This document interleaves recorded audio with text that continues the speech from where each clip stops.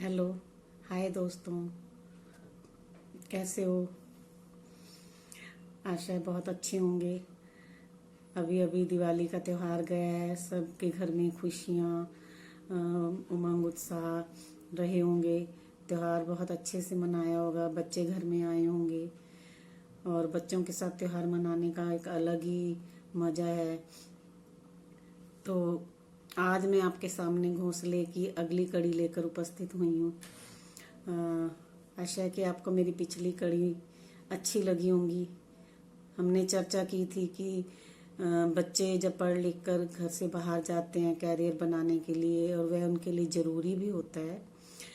तो कई बार बच्चे इंडिया के अंदर ही जॉब में होते हैं, लेकिन दूर दूर शहरों में होते हैं।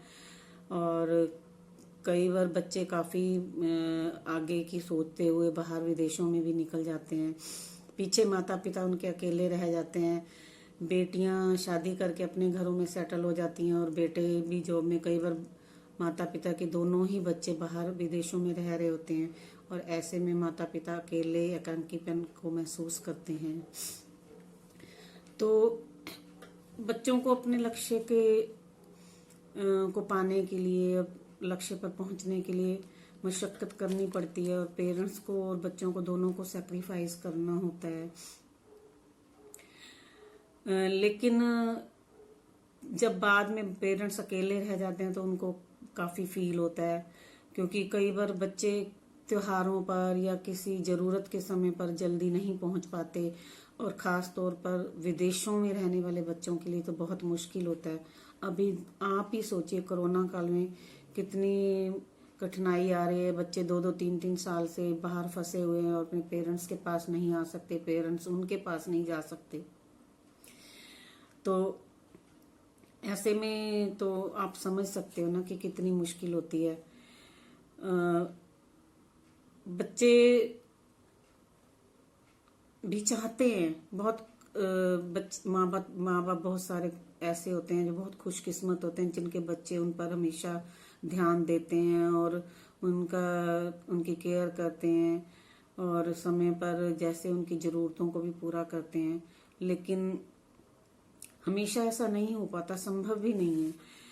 तो मैंने जैसे कि कहा था पहले ही अपनी कविता में भी कि अपने घरोंदों में, घोंसलों में कुछ दिन के सजा लेना, बच्चे सुस्ताने आएंगे। और वास्तव में अब जैसे त्योहार आया है, दिवाली का त्योहार हमारे भारत में सबसे बड़ा त्योहार माना जाता है, और ऐसे में बच्चे अब ये त्योहार अपने घरों में ही मनाना पसंद करते हैं।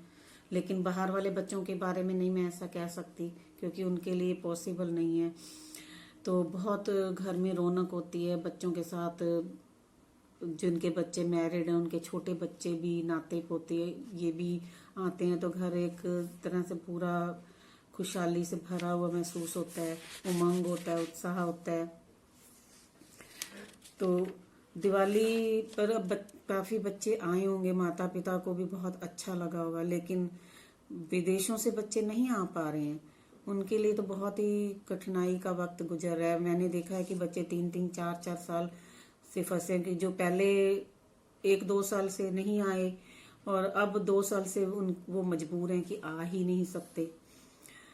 तो बहुत कठिन है।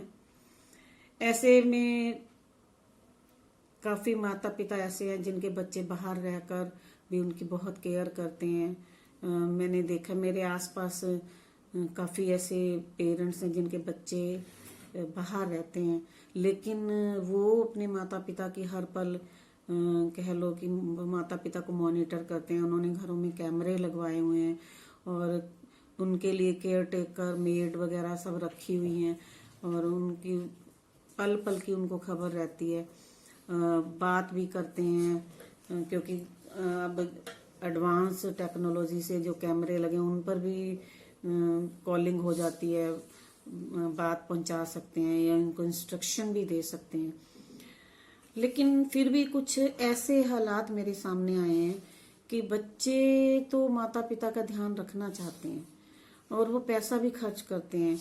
मैंने देखा है कि उन्होंने पेरेंट्स के लिए फुल टाइम मेड रखी हुई है, रात के लिए भी उन्होंने मतलब बच्चों ने के उनके निगरानी के लिए, उनकी देखभाल के लिए नाइट के लिए भी अलग से मेड या केयर टेकर रखे हुए हैं। और पेरेंट्स को भी सुकून मिलता है कि जब उनको हर चीज अवेलेबल होती है, और बच्चे पे भी कर सकते हैं, क्योंकि बाहर जो बच्चे रहते हैं उनके लिए 10-15 हजार पेरेंट्स के लिए खर्च करना कोई मायने ही नहीं रखता, उनके लिए बहुत मिनिमम है। मतलब ये कहिए कि $100-200 खर्च करके वो पेरेंट्स के लिए हर टाइम के लिए केयर टेकर रख देते हैं। लेकिन कई माता पिता मैंने ऐसे देखे हैं कि जब बच्चे केयर टेकर रख के देते हैं तो माता पिता को ये लगता है कि बहुत ज्यादा पे कर रहे हैं, ये लगे हुए हैं मेड या केयर टेकर, ये तो हमारे बच्चों को लूट रहे हैं, 10-15 हजार में तो हम बहुत कुछ कर सकते हैं। लेकिन जब पता है कि आपकी उम्र है 60 साल, 70 साल, 80 साल, और आप लोग घर नहीं संभाल सकते, खुद को भी नहीं संभाल सकते, जब बच्चे तुम्हारे लिए कुछ करना चाहते हैं तो उसको एक्सेप्ट करना चाहिए। लेकिन वो फिर उनको लगता है कि जो ये उन्होंने रख के दिया है ये तो बहुत ज्यादा ले रहे हैं और उनको लूट रहे हैं हमारे बच्चों को तो समझ ही नहीं है। बच्चों को समझ है, क्योंकि बच्चे जानते हैं विदेशों में ना तो मेड मिलती है, ना केयर टेकर मिलते हैं, ना ही नौकर मिलते हैं, और अगर मिलते हैं तो वो इतने कॉस्टली होते हैं कि कोई आसानी से रख नहीं पाता, इसलिए वहां सारा काम खुद ही करना पड़ता है। और ठीक है, गैजेट्स हैं, मशीन्स हैं, बच्चे उसी से सब, मतलब जैसे कह लो डिश वॉशर है, झाड़ू पोछा लगाने के लिए भी मशीनें हैं तो कर, लेकिन उनके लिए मैन पावर तो चाहिए। अब गार्डन वगैरह भी वहां रखना जरूरी होता है, तो उसमें भी सारी पौधों की केयर, कटिंग वगैरह सब बच्चे खुद करते हैं छुट्टी वाले दिन।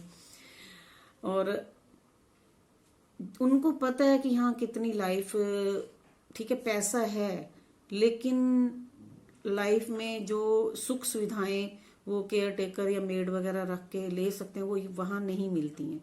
और यहाँ पे उनको जब 10 या 15 हजार में ये सुविधा पेरेंट्स के लिए उपलब्ध हो जाती है तो वो सोचते हैं कि चलो हम नहीं तो कम से कम उनको सुख तो दे सकते हैं। फिर ऐसे में पेरेंट्स सोचते हैं कि हम इतना पैसा क्यों खर्च करने दें। मैंने देखा, मेरे सामने ही एक पेरेंट्स थे जिनके बच्चों ने उनके लिए 8 हजार में मेड रख के दी थी, तो वो मेड से झगड़ा करते थे कि तुम हमारे बेटे से ज्यादा पैसे ले रहे हो, और इतने पैसे में तो हम बहुत अच्छे से खाना खा सकते हैं, डेली का तुम्हें 2 या 300 रुपए पड़ते हैं, इतने में हम बाहर से खाना खाएं तो हमारे को 100-150 में या 200 में टिफिन आता है। उनको ये समझ नहीं आती कि सिर्फ आप टिफिन थोड़ा मंगवाओगे, घर में झाड़ू पोछा, साफ सफाई, बर्तन, कपड़े, ये सब भी तो वो करती हैं, तो 8-10 हजार कोई चीज नहीं है। लेकिन नहीं, उनको वो गवारा नहीं होता। दूसरी ओर मैंने देखा कुछ ऐसे बच्चे भी होते हैं जो पेरेंट्स, यहाँ मेरे पड़ोस में एक पेरेंट्स हैं, उन्होंने एक नेपाली नौकर रखा हुआ है, तो वो शायद उसको, दोनों हस्बैंड वाइफ जॉब में थे, अच्छी पेंशन आ रही है, उन्होंने 10-15 हजार रुपए में सर्वेंट रखा। तो बेटा शायद उनका था पहले, लेकिन वो शायद इस समय नहीं है। तो बेटी आई, वो बाहर रहती थी, जब वो आई तो उसने देखा कि ये तो 15 हजार दे रहे हैं और खाना पीना भी वो यहीं घर में रहता है और खाना पीना सब उसको यहीं से मिल रहा है। तो उसने, उसके पेरेंट्स कहते हैं कि हमें इसके होते किसी प्रकार की फिक्र नहीं है, हमें हर तरह से वो पूरा ध्यान रखता है, सब कुछ मतलब बहुत अच्छे से हमारी केयर करता है। लेकिन बेटी ने कहा नहीं ये ज्यादा ले रहा है, उसको हटा दिया। उसके बाद जब उसने वो दूसरा रख के गई तो सर्वेंट, तो वो उस तरह से केयर नहीं कर पा रहा था, वो उसके अपने शौक और जो भी कुछ कह लो, मैं नहीं बता सकती। तो पेरेंट्स को बड़ी परेशानी खड़ी हो गई। उन्होंने फिर उसको हटा के दोबारा उसी सर्वेंट को वापस रखा जो उनकी पूरी तरह केयर कर। ऐसे मतलब अलग अलग केसेस होते हैं जिसमें कहीं पेरेंट्स एक्सेप्ट नहीं कर पाते चीजों को और कहीं बच्चे एक्सेप्ट नहीं कर पाते। अभी मेरे ही अपने एक नोन में बेटा है कनाडा रहते हैं और उनकी वाइफ और बच्चे भी कनाडा रहते हैं, लेकिन फादर की डेथ होने के बाद मदर यहाँ अकेले हैं। मदर गए थे विदेश में, लेकिन वहाँ वो एडजस्ट नहीं कर पाए, क्योंकि जो हमारे भारत के लोग हैं उनको यहाँ मिलना जुलना, 10 बंदे उनको जानते हैं तो उनके साथ बात करना, या मतलब कह लो कि एक अपना उनका एक रहन सहन का सिस्टम बन चुका था। वो वहाँ पे बच्चों के जो जिस ढंग से रहन सहन है वहाँ एडजस्ट नहीं कर पाए, वापिस आ गए। उनका बेटा इतना अच्छा था कि वो साल में 2-3 बार अपनी मदर के पास कनाडा से आता था और 15-20 दिन महीना लगा के जाता था। तो बहुत मतलब केयर भी करता था माँ की, कह लो कि जो भी जरूरतें हैं वो सारी उसने जब 1 महीने के लिए आता तो सब कुछ करके अरेंज जाना, पैसे वगैरह से भी कभी कोई कमी नहीं छोड़ी। वैसे तो मदर जो उनकी अपनी एक कोठी है 3 मंजिली, 2 मंजिल उन्होंने रेंट पे भी दे रखे, लेकिन बेटा अपनी तरफ से जो करता था वो अपने कर्तव्य को समझ के, अपने प्यार को, मतलब मदर के प्रति एक भावना को प्रकट करता था, उसका ये जो एक्टिविटीज। तो अब तो खैर उनकी मदर की डेथ हो गई है। तो मतलब ऐसे बच्चे हैं बहुत, ऐसे माता पिता बहुत खुश नसीब है जिनके बच्चे उनकी केयर करते हैं और हर चीज उनके लिए अवेलेबल करवाते हैं। ठीक है, वो खुद नहीं उनके पास रह सकते या उनको अपना समय नहीं दे पाते, तो कम से कम उनका ध्यान तो रखते हैं। और ऐसे भी कई बच्चे हैं जो ठीक है बाहर जाके इतना मस्त हो गए हैं कि जो उनको पेरेंट्स के बारे में सोचने का वक्त भी नहीं मिलता। तो हर तरह के लोग दुनिया में हैं, पेरेंट्स भी इस तरह के हैं कि जो इन चीजों को एक्सेप्ट नहीं करते, और ऐसे बच्चे भी हैं जो एक्सेप्ट नहीं करते। लेकिन मैं ये फिर भी ये कहूंगी कि हमारे भारत के लोगों में पेरेंट्स के प्रति बहुत अटैचमेंट, बहुत लगाव है और वो उनके प्रति सजग हैं, उनको हर तरह से वो ध्यान रखना चाहते हैं, केयर करना। लेकिन जबकि विदेशों में तो हालात सभी को पता है कि बच्चा 14-15 साल का होता है तो पेरेंट्स से अलग रहने लग जाता है, उनके ऊपर कोई कंट्रोल नहीं है, कोई किसी तरह से पाबंदी नहीं, उसका दिल करे पेरेंट्स के पास आए, नहीं दिल करे नहीं आए।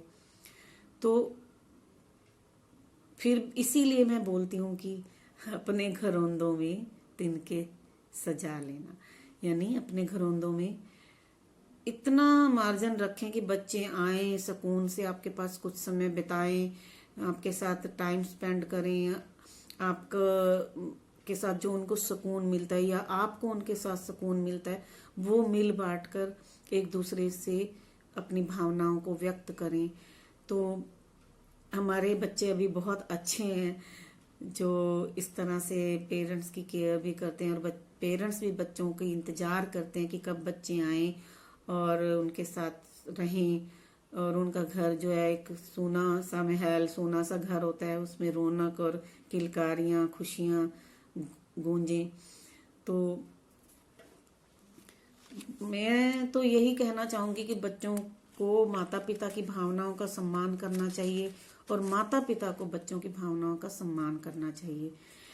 ठीक है, जो हमारा आज का कल्चर है या जो कह लीजिए कि पैसे के पीछे एक दौड़ लगी हुई है, सब कुछ है लेकिन फिर भी एक तृप्ति नहीं है, और ज्यादा और ज्यादा और ज्यादा कमाने की भावना या बहुत ज्यादा लग्जरी लाइफ जीने की भावना के कारण बच्चे बाहर जाते हैं।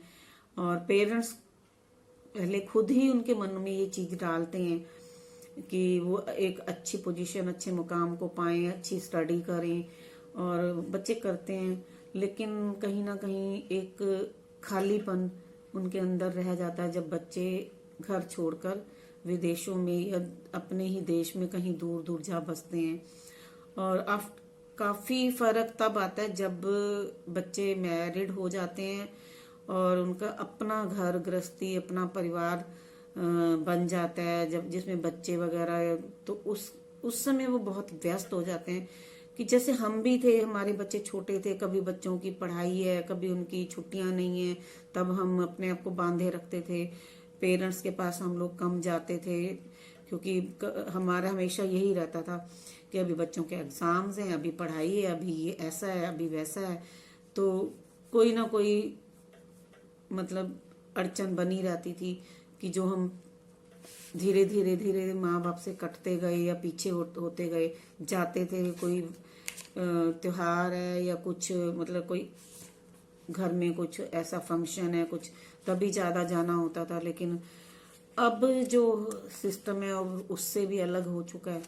तो ऐसे हालात में जब पेरेंट्स कई बार बच्चों को द्वारा दी हुई सुख सुविधाओं को एक्सेप्ट नहीं कर पाते या उनके द्वारा किए गए धन को खर्च को उसको तोलते हैं कि ये ज्यादा है या कम है, और उनकी भावना को नहीं समझते, तब बहुत बड़ा एक विडंबना पैदा हो जाती है कि ऐसे में बच्चे क्या करें। और जब कई बार बच्चे इस तरह से पैसे से को खर्च करने में पीछे हाथ खींचते हैं, तब पेरेंट्स क्या करें, जबकि पेरेंट्स अपने पास से खर्च कर रहे हैं लेकिन बच्चों को लगता है कि फजूल खर्ची कर रहे हैं। तो ऐसे हर तरह की मतलब स्थिति सामने आती है, कहीं कैसा और कहीं कैसा।